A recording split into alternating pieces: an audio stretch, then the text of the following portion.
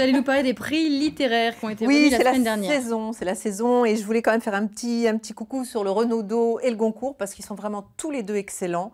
D'abord le Renaudot parce que je vous en ai déjà parlé, hein, le Sillon. Oui, le Sillon. Voilà, très très beau roman, une très belle histoire, une très belle déclaration d'amour à Istanbul et un très bel hommage à un journaliste arménien assassiné.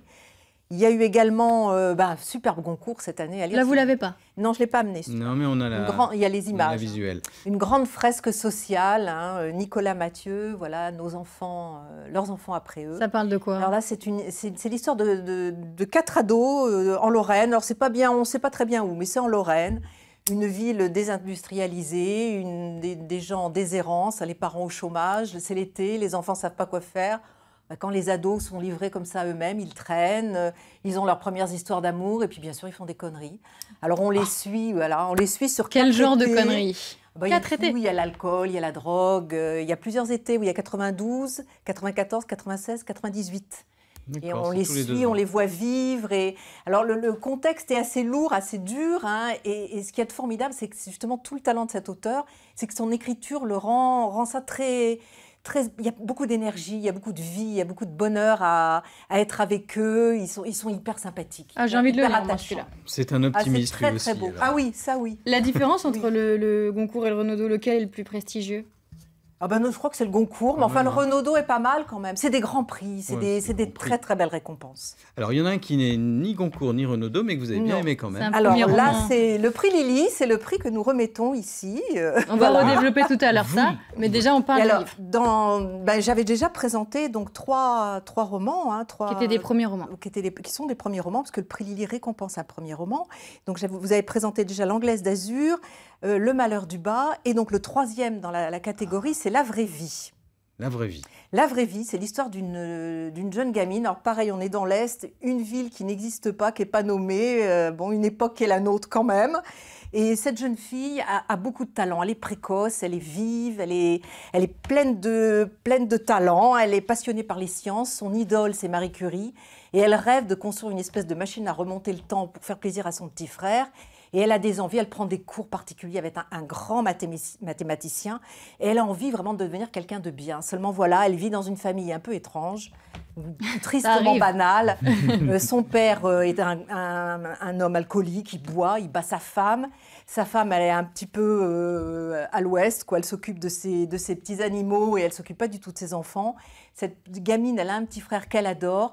Et voilà, la question que pose le roman, c'est est-ce qu'on peut devenir quelqu'un, même quand on est brillantissime, même quand on a toutes les chances de son côté, quand on vit dans un milieu comme ça, et quand finalement, on se rend compte dans le bouquin, la violence, ça engendre la violence. Voilà, donc c'est un livre assez tragique, mais pareil que pour Nicolas Mathieu, c'est l'écriture d'Adeline Dieudonné qui donne son énergie, sa force positive au bouquin.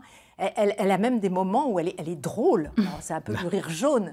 Mais c'est drôle, il y a beaucoup de bonheur. C'est que du positif ce matin. Oui, donc ça, c'est La Vraie Vie, c'est un premier roman. La Vraie Vie, très joli premier roman. Dont on va expliquer les modalités. On va le détailler tout à l'heure. Il est paru chez l'Iconoclaste. Jolie petite maison d'édition. On se concentre. Alors on se concentre. Parce que là, c'est le prix Lily. Là, attention, c'est le prix Lily. Attention, nous avons une grille de notation. Mais oui, d'abord il faut lire. Comme au patinage. Il faut lire les 3 romans. Il y a 3 romans à lire. Le premier truc à faire, on achète les 3 romans, on lit les 3 romans. Donc il y a L'Anglaise d'Azur. On les prend à la bibliothèque.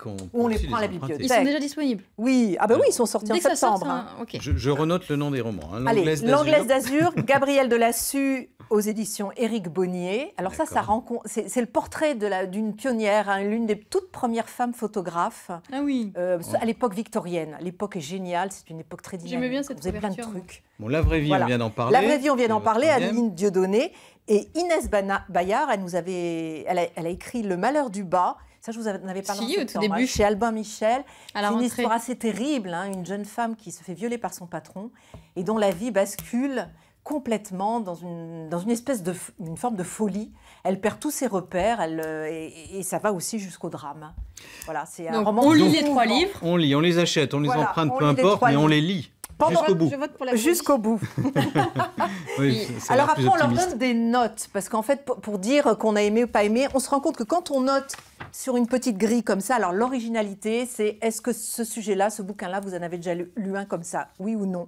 Donc, les notes, c'est de 1 à 5. Ok, donc, à chaque fois de 1 à 5. Le style, c'est l'écriture vous plaît pas. Les émotions, c'est qu'est-ce que ça fait chez vous. Le titre, parfois, il y a des belles histoires. Et il y a des titres qui attirent, il y a des titres qui attirent moins. Donc, il faut le mettre. Et puis, l'histoire, c'est la trame, les personnages, la construction, etc. Alors, une fois que vous avez fait tout ça, vous avez un petit total pour chaque colonne. Vous avez le droit de prendre la calculette. Hein, voilà. Vous avez voté. Vous avez voté. Donc, vous avez votre note. Où est-ce qu'on vient mettre son vote? Alors, son vote, c'est sur Facebook. Prix Lily 2018. Ouais. Voilà. Sur Facebook, vous tapez. Moi, j'ai fait tout à l'heure. Vous tapez Prix Lily sur Facebook, vous allez tomber dessus. Mais vous l'avez fait, vous avez. Je vais mettre la grille. Ah non, mais j'ai fait pour voir si ça marchait sur Facebook. Ah oui, on a fait un essai. Et ça a fonctionné? Ça marche. Ça marche. Oui. Bon, bah, c'est très clair. Donc, on va mettre la grille. Et puis, alors, ou bien vous envoyez, vous photographiez, vous mettez votre grille en photo, ou bien vous mettez votre résultat. On vous met un petit message. Ou bien vous mettez un petit message sympa en disant, moi, j'ai aimé La Vraie Vie, ou L'Anglaise d'Alzure, ou Le Malheur du Bas. Et vous vouliez dire que le club de lecture? Et nous allons créer un club de lecture à Caen. Ça va s'appeler Lily Lecture. On se réunira une fois par mois, tous les lundis, soir. Autour d'un verre. Autour d'un sans verre. Alcool. Avec ou sans sans alcool, non. Ça aide. Et puis donc, je vous donne un livre à lire, et puis on le commande tout ensemble, on le note, voilà, un petit peu dans cet esprit-là. Et puis on fera aussi un truc très rigolo qui s'appelle le speed booking. Vous avez 1 minute avec le sablier renversé. Pour présenter un bouquin et nous persuader de le lire. Bon, ça, vous savez faire, en tout cas. Bravo, Lily. Moi, je joue pas, ce sera Bravo, Lily.